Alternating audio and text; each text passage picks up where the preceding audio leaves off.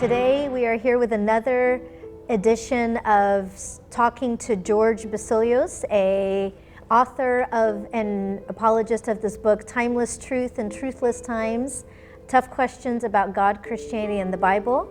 And I would like to welcome George Bassilios today here with us. Thank you for being with us. We're delighted to have you.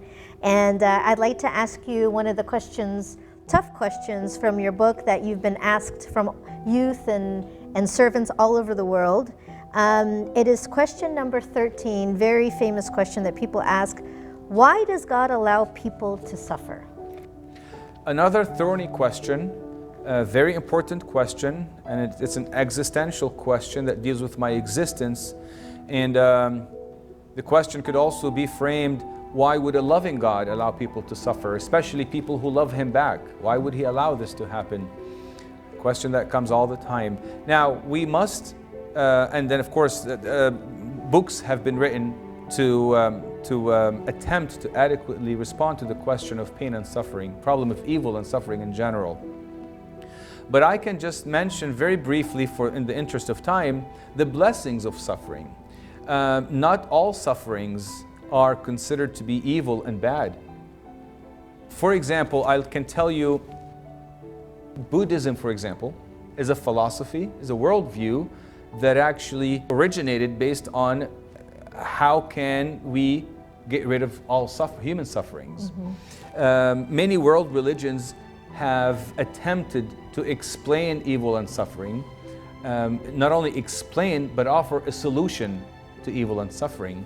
So when an atheist comes, talks to me and says, I don't believe in your God because of all the evil and suffering in this world, I say, okay, well, I have a question for you. Can you please provide an answer or an explanation or an alternative to the problem of evil and suffering? I have a solution, I have an explanation. What is your solution? The response is usually tough luck. It is what it is. That's it. That's the world we live in. There's no solution and there's no explanation. Whereas Christianity, through the cross, offered an explanation to suffering, transformed the perspective of suffering altogether. Now suffering becomes fellowship with Christ, and not only transformed the perspective of suffering, but offered me a solution. Suffering will end at one point in time through the resurrection and the new life with Christ. So also back in the book, I've mentioned a few blessings of sufferings, such as it displays the glory of God in our lives. It helps us sympathize with others. It prepares us for heaven. It reminds us of the vanity of this world. It keeps us humble in need of God. And it also reveals our true character. The word tribulation, which could sum up suffering in general, the word tribulation, if we were to look at the origin of this word, it means to squeeze. So when we're suffering, we're being squeezed. But here's the thing. When you squeeze an orange, what comes out? Juice. Orange juice. When you squeeze a lemon, what comes out is lemon juice. In other words, when you're squeezed, what's inside of you comes outside or comes out of you. So when I am squeezed in suffering and tribulations, if I had peace and joy in my heart, when I am squeezed, you'll see peace and joy as a result coming out in my actions. But if I have resentment, hatred, and anxiety, and when I am squeezed through tribulations and sufferings, you will also get more so anxiety, tribulation, and resentment.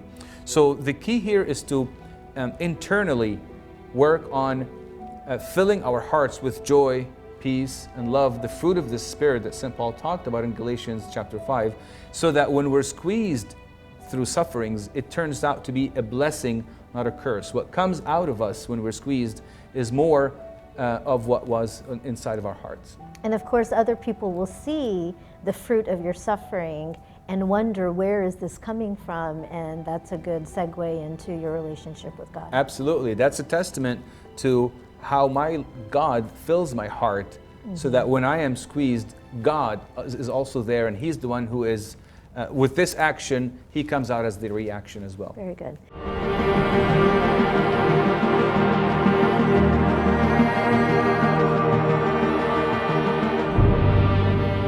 I'd like to ask you one of the common questions that you're asked from youth and servants from around the world, a section from your book, Timeless Truth, about questions about Christianity. Question number 25 asks, what will happen to those who have never heard of Christ? Very good question. What will happen to those who have never heard of Christ? Will they go to heaven? Will they go to hell? What about those who live on an island who haven't had the chance to read the scriptures or hear any sermons or anything like that? Commonly asked question. First of all, let me begin by saying questions that deal with people's destiny are not in our realm to ask or to be curious about. This question, of course, Christ himself taught us that, and I will explain what I mean by this. Questions about who's going to heaven and who's not going to heaven is not for us to even ponder upon.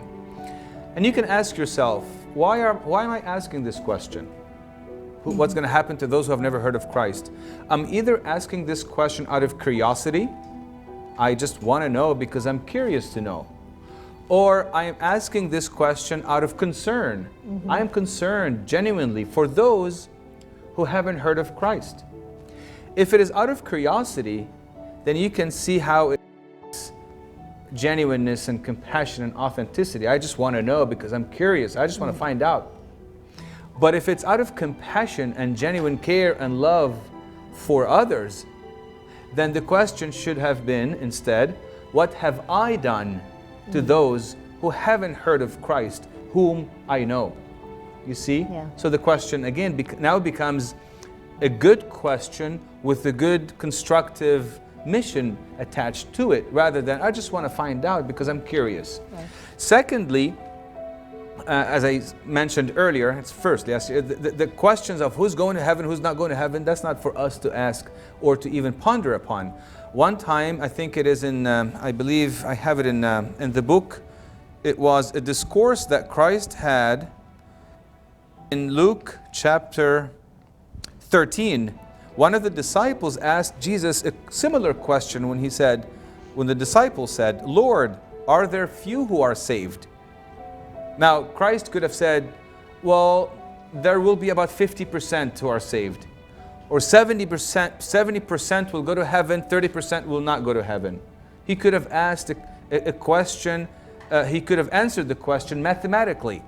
But Christ instead said, Luke 13, 23, 24, his response was, strive to enter through the narrow gate, for many, I say to you, will seek to enter and will not be able to. In other words, it's none of your business who's going and who's not going. Strive to enter. Do what you're called to do, which is to know me and to love me and to make me known unto others. This is what Christ is telling us to do. Third point I want to mention to you, when I ask this question, what's going to happen to those who have never heard of Christ? I am presupposing that I am more compassionate than Christ himself. What about Christ himself? Is he not as compassionate or far more compassionate on these people than I? He created them. He died for them. I didn't. So should I not be convinced that in one way, shape, or form, his own way, he will reveal himself to these people? The problem is that I want Christ to reveal himself to these people who have never heard of him my way.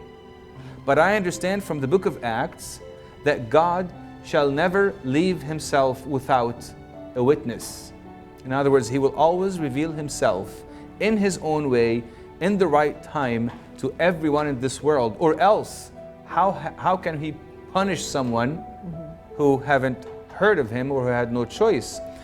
Lastly, I want to finish by saying this. No one will ever be lost who wanted to be found. No one will ever be lost who wanted to be found. And the reason why I'm convinced with that is because Christ said, I want everyone to come to the knowledge of the truth and to be saved. So basically you're saying that we shouldn't worry about God's job, we should worry about our job in spreading His word and making His word known to Absolutely. those who are lost. Absolutely. Always remember, whenever this question comes into your mind, always remember the response that Christ gave to His disciple. Strive to enter. Work out your own salvation. That's another verse in the scripture. Work out your own salvation. Do what you're called to do. And instead of pondering and being curious what's going to happen to them who haven't heard of Christ, ask yourself, what have I done to those who haven't heard of Christ that I am in contact with on a daily basis? Very good. Again, we are delighted to have George Bassilios, author and apologist of his book, which came out earlier this year, Timeless Truth in Truthless Times. If you'd like it for yourself or for a loved one or a friend, go to timelesstruth.org. Thank you.